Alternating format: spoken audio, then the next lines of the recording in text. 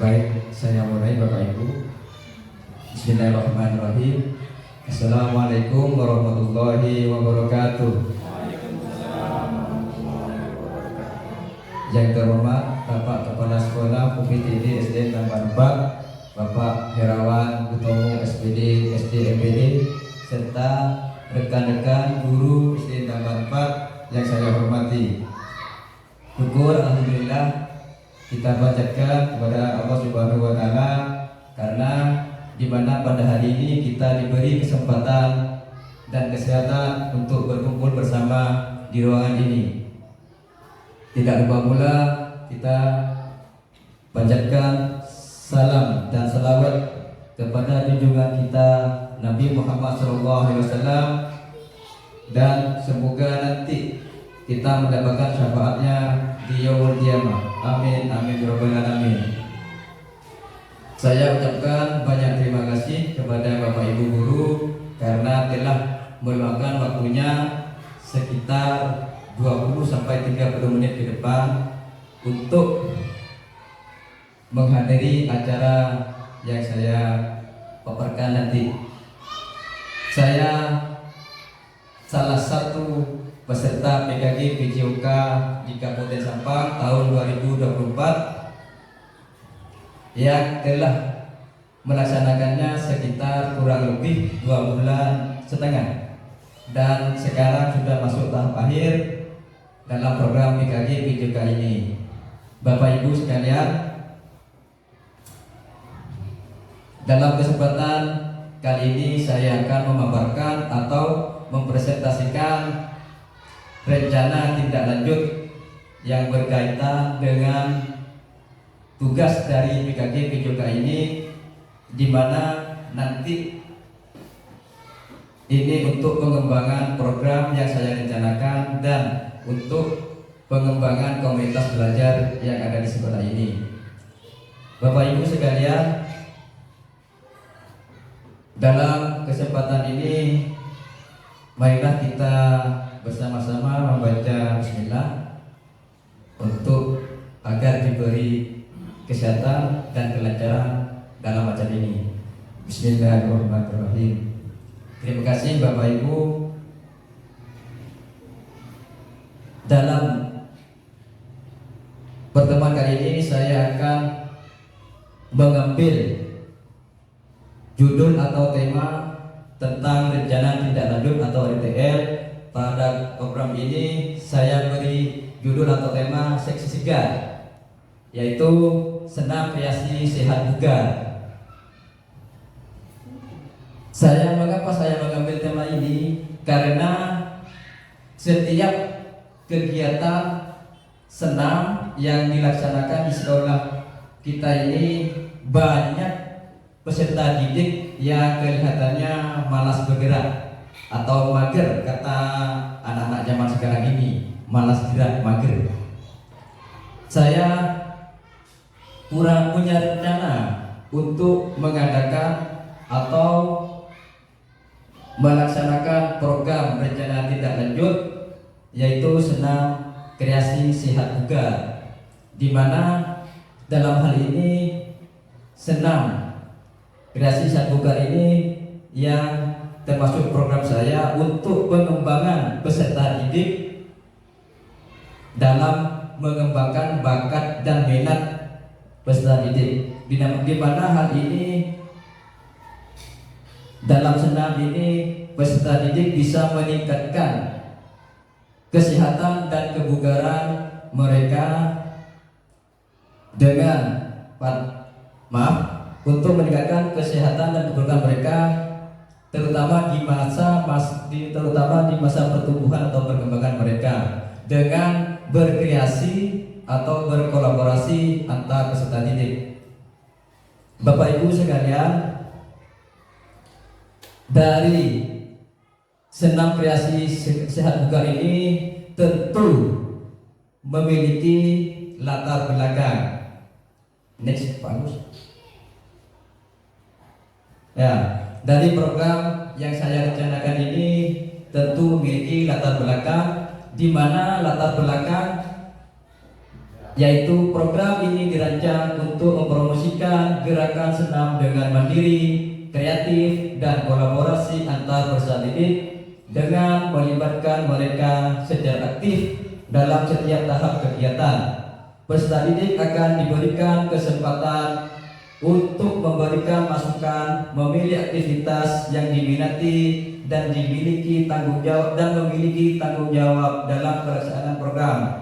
Dari segi konteks program, sekolah memiliki karakteristik sebagai sekolah yang berada di wilayah dengan minat tinggi dalam kegiatan fisik dan olahraga.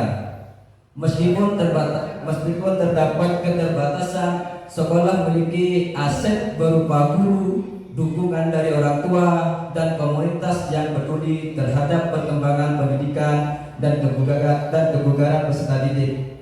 Dari segi kesenjangan, terdapat kebutuhan untuk meningkatkan kesehatan fisik dan mental peserta didik melalui kegiatan kebugaran jasmani yang terstruktur dan berkelanjutan. Selain itu, penting untuk melestarikan budaya lokal dan memperkuat nilai-nilai kebersamaan serta kepemimpinan di kalangan peserta didik. Itu menjadi latar belakang dari program perencanaan saya tentang senam kreasi sehat bugar. Next.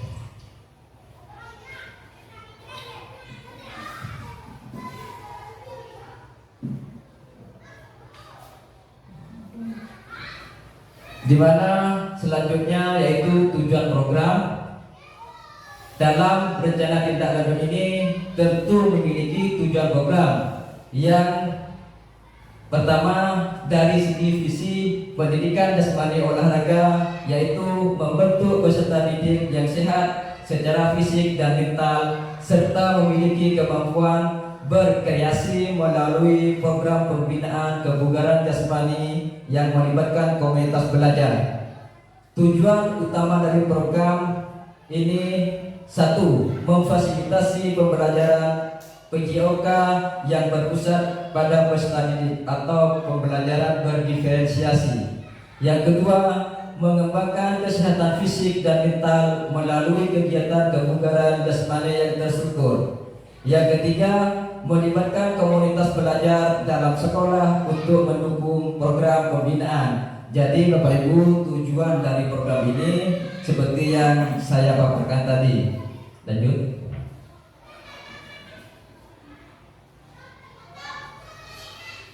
Saya lanjutkan. Selain tujuan program, yaitu capaian, langkah-langkah dan hasil yang diharapkan. Dari capaian program ini, yang pertama meningkatkan kebugaran fisik peserta didik berdasarkan tes kebugaran. Yang kedua, meningkatnya partisipasi aktif dan tanggung jawab peserta didik dalam kegiatan.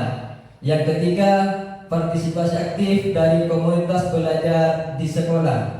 Langkah-langkah dari program ini: yang pertama, melakukan sosialisasi.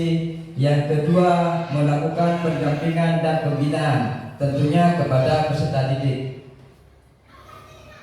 Dari hasil program ini, hasil yang diharapkan yaitu mampu membentuk karakter sikap seperti jujur, disiplin, tanggung jawab, percaya diri, dan demokratis melalui aktivitas kebugaran jasmani serta benar kritis terhadap tugasnya. Lanjut, Pak.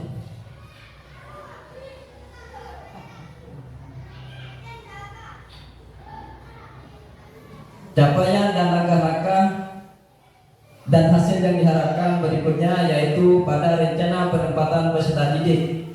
Peserta didik akan dilibatkan sebagai kontributor utama dalam setiap kegiatan, mulai dari perencanaan, pelaksanaan hingga evaluasi. Mereka akan diberikan kesempatan untuk memilih aktivitas yang diminati dan bertanggung jawab dalam mengorganisir kegiatan. Itulah capaian dan langkah-langkah serta hasil yang diharapkan Bapak Ibu dalam perencanaan program ini. Lanjut. Kemudian berikutnya struktur program dan mitra. Untuk target yang saya rencanakan yaitu fase B dan fase C, yaitu kelas 4, kelas 5 dan kelas 6. Pelaksanaan proyek yang akan kami rencanakan itu akan dilakukan insya Allah bulan Januari semester 2, yaitu 1 minggu sekali setiap hari Sabtu mulai tanggal 11 sampai 25 Januari. Mitra utama tentunya yaitu Bapak Kepala Sekolah sebagai pembina dan pengarah serta evaluator proyek. Yang kedua, guru PJOK sebagai koordinator proyek. Yang terakhir, guru mata pelajaran yang terlibat sebagai fasilitator pendamping proyek. Dari ketiga mitra ini kita akan berkolaborasi tentang perencanaan program rencana tidak lanjut ini. Lanjut.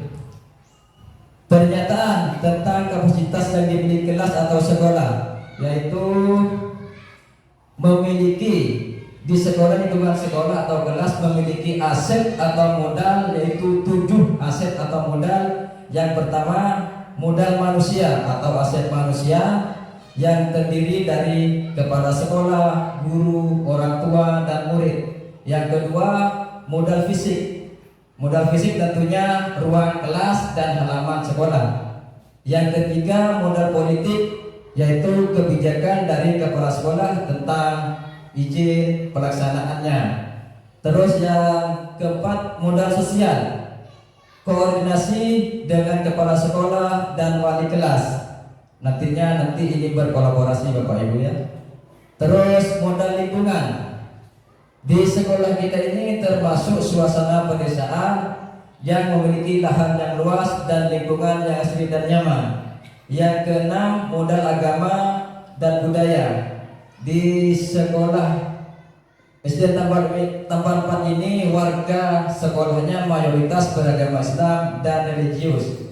Yang terakhir, modal finansial. Tentunya dengan pelaksanaan nanti program perencanaan tindak lanjut ini tentu ada anggaran yang melalui atau yang diberi dari dana bantuan operasional sekolah. Lanjut. Yang berikutnya, rencana evaluasi. Rencana evaluasi ada 2. Yang pertama, metode evaluasi yang terdiri dari wawancara, survei, refleksi, dan rubrik penilaian. Yang kedua, partisipan evaluasi. Tentunya nanti yang mengevaluasi Bapak Kepala Sekolah, guru atau wali kelas, dan juga peserta didik. Bukan hanya guru atau kepala sekolah yang nanti mengevaluasi, yang berpartisipasi peserta didik juga bisa nanti melakukan evaluasi. Lanjut.